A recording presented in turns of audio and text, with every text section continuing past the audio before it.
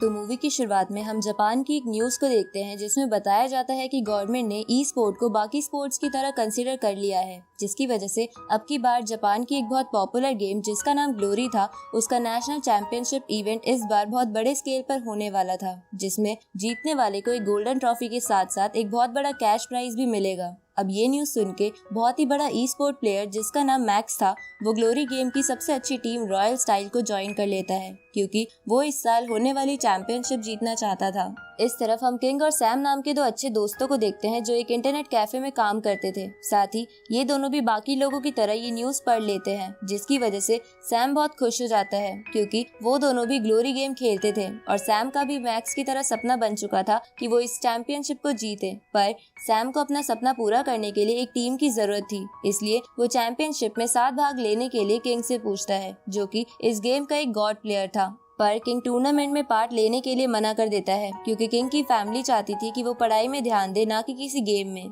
एक दिन कैफे का ओनर इन दोनों से मदद मांगता है, क्योंकि ग्लोरी गेम में बॉस कैरेक्टर ने उसका कोई खास ट्रेजर चुरा लिया था जो उसे फिलहाल ही मिला था। ये सुन के वो दोनों अपने अपने गेमिंग कार्ड की मदद से गेम में एंटर हो जाते हैं। साथ ही ये दोनों अपने गेमिंग फ्रेंड्स को भी बुला लेते हैं, जिन्हें ये सिर्फ गेम में ही जानते थे। अब गेम में एंटर करने के बाद ये सब देखते हैं कि उस खास ट्रेजर को चुराने के लिए कई सारे प्लेयर्स उस बॉस कैरेक्टर पर हमला कर रहे हैं, जिनमें से एक रॉयल स्टाइल टीम का दूसरा सबसे अच्छा प्लेयर भी था। ये देखकर किंग कैप्टन होने के नाते एक प्लान बनाता है, जिसमें वो और सैम कुछ प्लेयर्स और रॉयल स्टाइल टीम के मेंबर को हराएंगे और बाकी लोग दूसरे प्लेयर्स को मारते हुए बॉस को भागने से रोकेंगे। इसके बाद वो इसी प्लान के अकॉर्डिंग अलग अलग टीम में डिवाइड हो जाते हैं, जहाँ किंग एक एक कर सैम के बनाए हुए वेपन से प्लेयर्स को आराम से हरा रहा था और सैम बस उसे लड़ते हुए देखने लगता है। अब कुछ प्लेयर्स को मारने के बाद वो दोनों रॉयल स्टाइल के मेंबर के पास आते हैं, तो वो मेंबर किंग से कहता है कि तुम एक अच्छे प्लेयर हो, लेकिन तुम मुझे नहीं हरा पाओगे। जिस पर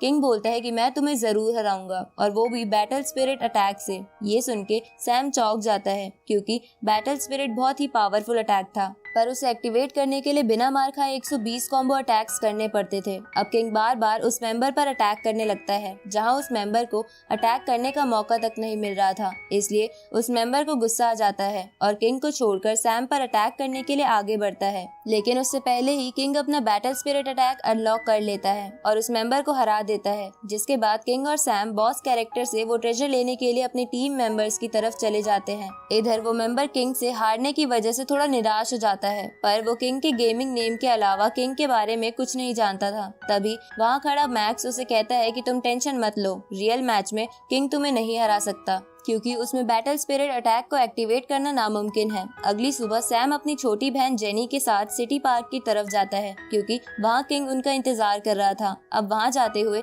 जेनी सैम से कहती है कि मैं आपको चैंपियनशिप जीतते हुए देखना चाहती हूँ, जिसपे सैम कहता है कि मैं चैंपियन जरूर बनूंगा। इधर किंग का बड़ा भाई उसे मिलने आता है, जो फैमिली बिजनेस संभालता था, इसलिए वो टूर्नामेंट वाली बात जान के किंग को एक मास्क देते हुए कहता है कि अगर तुम्हें चैंपियनशिप में पार्ट लेना है तो जरूर लो, और मैं ध्यान रखूंगा कि पेरेंट्स को इस बात का पता ना चले। ये सुनकर किंग खुश हो जाता है। आगे किंग सैम और जेनी के साथ घर जाने लगता है, जहाँ किंग और सैम की बातों से हमें पता चलता है कि ये दोनों पहली बार एक दूसरे को ग्लोरी गेम खेलने की वजह से ही मिले थे, जहाँ बहुत जल्दी किंग और सैम बहुत अच्छे दोस्त भी बन जाते हैं, क्योंकि सैम का जेनी के अलावा इस दुनिया में कोई नहीं था। अब धीरे धीरे समय बीत जाता है और टूर्नामेंट का समय बहुत पास आ रहा था, इसलिए किंग रोज अपने बैटल स्पिरिट अटैक की प्रैक्टिस करने लगता है और सैम किंग के लिए वेपन्स डिजाइन करने लगता है, क्योंकि उसका मानना था कि गेम में मिले वेपन से खुद के बनाए वेपन ज्यादा ताकतवर होते हैं। अब टूर्नामेंट में पार्ट लेने के लिए किंग तो मान गया था, पर उन्हें इसके लिए फंड्स की जरूरत थी, ताकि वो लोग अपना स्टूडियो बना सके, जिसमें टीम के सभी मेंबर्स के रहने की अरेंजमेंट्स हो। पर फंड्स की ये दिक्कत कैफे का ओनर दूर कर देता है, क्योंकि उसे किंग और सैम पर पूरा विश्वास था। साथ ही ये दोनों अपनी टीम का नाम एक्सीलेंट एरा भी रख लेते हैं, जो कि उसी कैफे का नाम था जहाँ किंग और सैम काम करते थे। इसके बाद किंग और सैम उस फंड से एक स्टूडियो बना लेते हैं, जिसमें जेनी भी उन दोनों की मदद करती है। एक दिन ये दोनों अपने गेमिंग फ्रेंड्स को टीम में ज्वाइन करने के लिए स्टूडियो पर बुला लेते हैं, जिसमें जैक, शैडो, केविन नाम के बंदे थे। साथ ही इनके दोस्तों में टीना नाम की एक लड़की भी थी। अब स्टूडियो कैफे का ओनर आता है, क्योंकि उसे उन सबसे कुछ जरूरी कॉन्ट्रैक्ट पेपर पे साइन करवाने थे, और इसलिए वो उन सबसे उनके गेमिंग कार्ड्स मांगता है। पर सैम अपना कार्ड घर पे भूल गया था, इसलिए वो कार्ड लेने घर जाने लगता है, तो किंग उसे जाने से रोकता है क्योंकि बाहर बहुत बारिश हो रही थी। पर सैम बोलता है कि वो जल्दी से जाके वापस आ जाएगा, लेकिन उस कार्ड को वापस लाते समय एक कार एक्सीडेंट में सैम की डेथ हो जाती है। इसकी वजह से जेनी बहुत दुखी हो जाती है, तो टीम की मेंबर टीना उसे संभालती है क्योंकि किंग भी पूरी तरह टूट चुका था। पर वो फिर भी अपने आप को संभाल के स्टूडियो आता है क्योंकि उसे सैम का सपना पूरा करना था। लेकिन वहाँ उसे पता चलता है कि टीम में 6 मेंबर्स का होना जरूरी है, नहीं तो वो गेम के लिए रजिस्टर नहीं कर पाएंगे। इसलिए वो सब मिलकर अपने अपने गेमिंग फ्रेंड से बात करते हैं। पर जितने भी अच्छे प्लेयर्स थे उनमें से बहुत सारों ने पहले ही दूसरी टीम्स को ज्वाइन कर लिया था। इसलिए किंग एक अनाउंसमेंट करता है कि कोई भी प्लेयर्स उसके साथ फेस टू फेस मैच कर सकता है, लेकिन हारने वाले को उसकी टीम को ज्वाइन करना होगा। तो किंग की ये अनाउंसमेंट सुनकर टोनी नाम का एक बंदा किंग को चैलेंज करता है क्योंकि ग्लोरी गेम में किंग बहुत फेमस था। पर टोनी बहुत मेहनत के बाद भी किंग को नहीं हरा पाता, इसलिए उसे एक्सीलेंट एरा यानी किंग की टीम को ज्वाइन करना पड़ता है, जिसकी वजह से इनकी टीम के मेंबर पूरे हो जाते हैं। थोड़े दिन बाद किंग जेनी से मिलने जाता है, जहां वो जेनी को एक गेमिंग कार्ड देता है जो सैम जेनी को गिफ्ट देना चाहता था। अब टूर्नामेंट शुरू हो जाता है, जिसे देखने के लिए बहुत लोग आते हैं। साथ ही इसे टीवी पर भी लाइव दिखाया जाता है, इसलिए किंग उसके भाई का दिया हुआ मास्क पहन लेता है क्योंकि वो टीवी पर अपना चेहरा नहीं दिखा सकता था, नहीं तो उसके पेरेंट्स उसे पहचान लेते।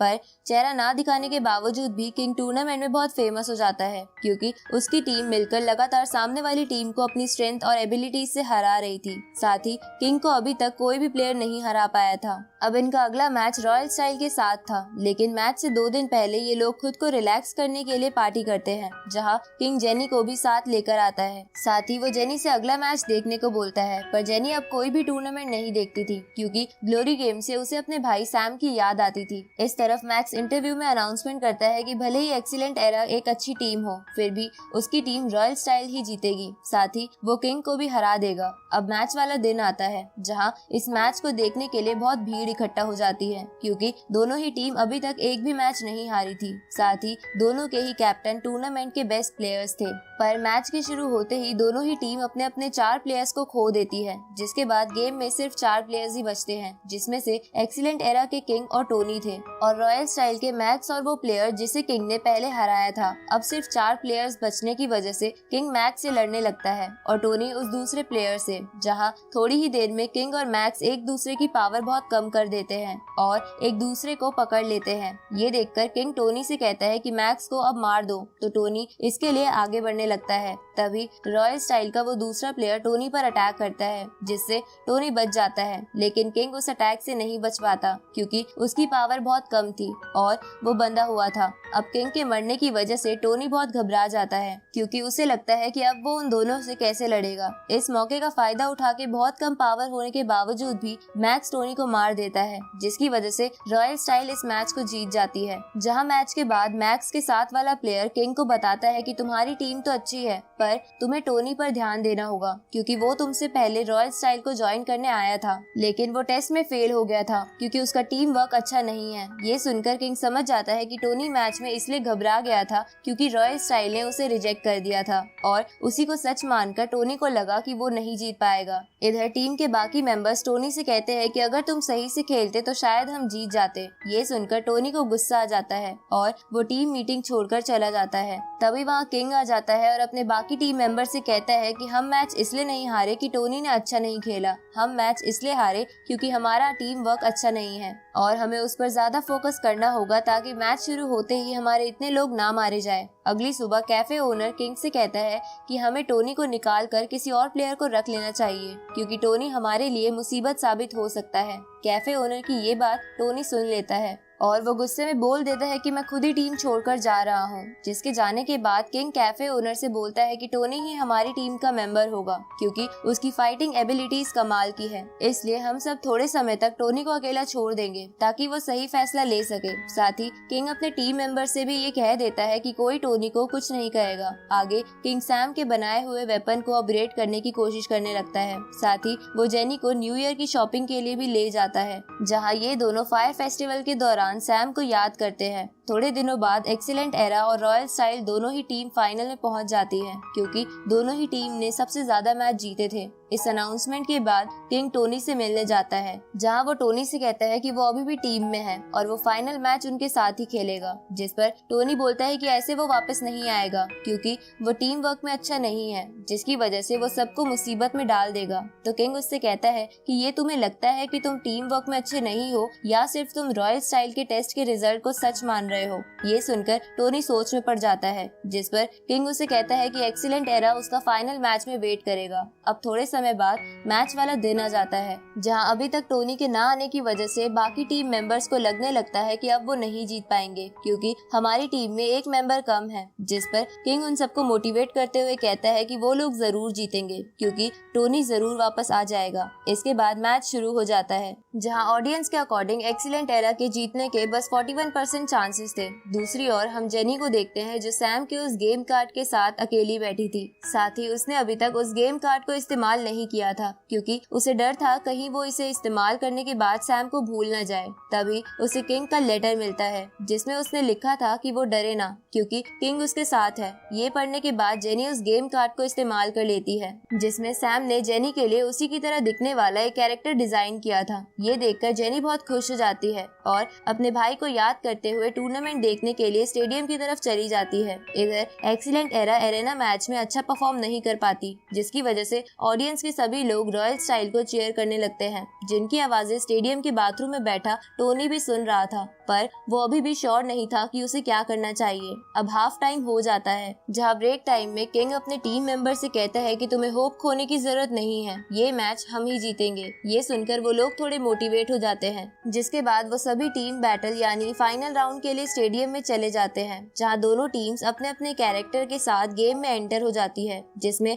एंटर करने के बाद दोनों ही टीम्स एक लाइब्रेरी के फर्स्ट और सेकंड फ्लोर पे पहुंच जाती है, जहां रॉयल स्टाइल सेकंड फ्लोर पर होने की वजह से सोचती है कि उनके पास बेनिफिट है क्योंकि लड़ने के लिए एक्सीलेंट एरा को स्टेयर्स से ऊपर आना पड़ता, पर स्टेयर्स पे रॉयल स्टाइल के स्नाइपर्स ने नजर रखी हुई थी। साथ ही लिफ्ट से भी वो ऊपर नहीं आ सकते थे क्योंकि लिफ्ट का डोर ओपन होते ही रॉयल स्टाइल एक्सीलेंट एरा को भून देती। इधर किंग एक प्लान बनाता है और वो अकेला लिफ्ट के ऊपर बैठकर सेकंड फ्लोर पर जाता है, जहां किंग को अकेला देखकर मैक्स अपने मेंबर को और किंग पर अटैक करने को बोल देता है, पर किंग मैक्स के मेंबर्स के साथ बड़ी आसानी से लड़ रहा था। तभी एक्सीलेंट एरा का जैक सेकंड फ्लोर के कुछ पिलर्स तोड़ देता है, जिसकी वजह से मैक्स सेकंड फ्लोर से गिर के फर्स्ट पर आ जाता है, जहां एक्सीलेंट एरा के 3 मेंबर्स मैक्स से लड़ने लगते हैं। इधर किंग समझ जाता है कि रॉयल स्टाइल के 2 मेंबर्स अभी भी कहीं छुपे हुए हैं। तभी स्टेडियम में टोनी आ जाता है, जिसे देखकर ऑडियंस बहुत खुश हो जाती है क्योंकि इससे मैच बराबरी का हो जाता। इसके बाद टोनी भी गेम में आ जाता है, जिसके बाद वो और एक्सीलेंट एरा के कुछ और मेंबर्स मिलकर मैक्स को पकड़ लेते हैं और उन्हें लगता है कि अब वो बस जीत गए। पर तभी मैक्स उस छुपे हुए प्लेयर को इशारा करता है तो वो मेंबर अचानक से सामने आकर उन सब पर एक स्पेल का इस्तेमाल करता है, जिसकी वजह से उन सब की पावर बहुत कम हो जाती है। साथ ही किंग की पावर भी रॉयल स्टाइल के 3 मेंबर से एक साथ लड़ने की वजह से कम हो रही थी, पर इसके बावजूद भी किंग लगातार अटैक करके अपने कॉम्बो अटैक्स बढ़ा रहा था। दूसरी तरफ टोनी रॉयल स्टाइल के उस मेंबर से लड़ने लगता है और बाकी सब मैक्स से, लेकिन मैक्स उन सबसे बड़े आराम से लड़ रहा था, जिसकी वजह से उनकी हेल्थ और भी कम हो जाती है। साथ ही टोनी भी उस मेंबर से पिट रहा था, इसलिए एक्सीलेंट के मेंबर्स किंग से पूछते हैं कि अब हम क्या करें, जिस पर किंग कुछ नहीं बोलता क्योंकि वो बस अपने कॉम्बो अटैक्स बढ़ा रहा था। ये देखकर रॉयल स्टाइल के मेंबर्स बोलते हैं कि ये कर क्या रहा है, जिस पर मैक्स उन सबको बताता है कि ये बैटल स्पिरिट को एक्टिवेट कर रहा है और अगर ऐसा इसने कर दिया तो मैच पलट सकता है। तभी किंग 110 कॉम्बो अटैक्स की बैटल स्पिरिट को एक्टिवेट कर लेता है, जो ज्यादा ताकतवर तो नहीं थी, पर किंग की इसकी मदद से बड़े आराम से रॉयल स्टाइल के एक मेंबर को खत्म कर देता है। ये देखकर रॉयल स्टाइल के बाकी मेंबर सेकंड फ्लोर पर आग लगाकर वहां से भाग जाते हैं, जिसकी वजह से किंग वहीं फंस गया था। उसी समय किंग को सैम की याद आती है और वो उसे याद करके डिसाइड करता है कि उसे ये मैच कैसे भी करके जीतना होगा क्योंकि ये सैम का सपना था। अब किंग टूर्नामेंट के दौरान पहली बार अपना मास्क उतार देता है और आग से बचकर अपने टीम मेंबर से कहता है कि मेरे पास एक प्लान है। इधर किंग का भाई किंग के चेहरे को टीवी स्क्रीन से कटवा देता है क्योंकि किंग के भाई के पास टेलीकास्टिंग के राइट्स थे और वो नहीं चाहता था कि उसके पेरेंट्स को इस बात का पता चले। इधर किंग सेकंड फ्लोर से रॉयल स्टाइल के उन मेंबर्स की तरफ बढ़ता है जो भाग रहे थे। दूसरी तरफ टीना जैक से कहती है कि तुम किंग के पास जाओ और वो खुद रॉयल स्टाइल के एक मेंबर से लड़ने लगती है। उसी वक्त स्टेडियम में जेनी आ जाती है और एक्सीलेंट एरा को चीयर करने लगती है, जिसे ऐसा करते देख एक्सीलेंट एरा के बाकी सपोर्टर्स भी जोर जोर से चिल्लाकर उनको चीयर करने लगते हैं। ये देखकर किंग बहुत खुश हो जाता है। इधर टोनी रॉयल स्टाइल के एक मेंबर को खत्म कर देता है।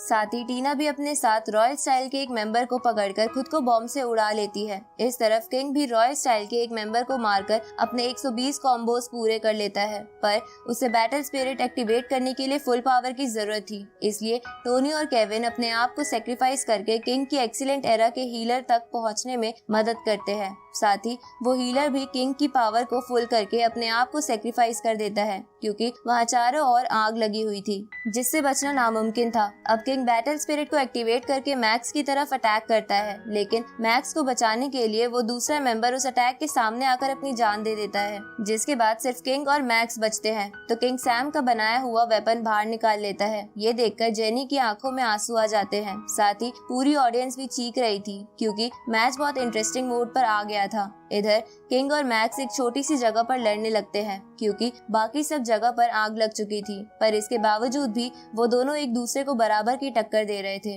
तभी मैक्स अपनी लाइटनिंग से किंग पर लगातार अटैक करता है, तो किंग भी मैक्स पर पेपर बॉम्ब का इस्तेमाल करता है, जिसकी वजह से बस उन दोनों की थोड़ी सी हेल्थ ही बाकी रह गई थी। ये देखकर सब चौंक जाते हैं। इधर मैक्स एक स्पेल कास्ट करके अपने वेपन की स्पीड को बढ़ा लेता है और किंग से कहता है कि तुम अब नहीं जीत सकते, क्योंकि किंग बैटल स्पिरिट मोड में स्पेल कास्ट नहीं कर सकता था। अब मैक्स अपने वेपन के साथ आखिरी मूव के लिए किंग की तरफ बढ़ता है। तभी किंग को सैम की याद आती है और वो बैटल स्पिरिट की एक हिडन टेक्निक से मैक्स के वेपन को पकड़कर अपने वेपन से मैक्स को मार देता है और किंग के ऐसा करते ही एक्सीलेंट एरा ये चैंपियनशिप जीत जाती है, जिसकी वजह से सभी टीम मेंबर्स बहुत खुश हो जाते हैं और नाचने लगते हैं। साथ ही स्टेडियम में भी सभी एक्सीलेंट एरा को चीयर करने लगते हैं और जेनी भी बहुत इमोशनल हो जाती है। इधर किंग उस गोल्डन ट्रॉफी की तरफ देखकर कहता है कि मैं जीत गया सैम, और इसी ब्यूटीफुल एंडिंग के साथ ये मूवी यहीं खत्म होती है।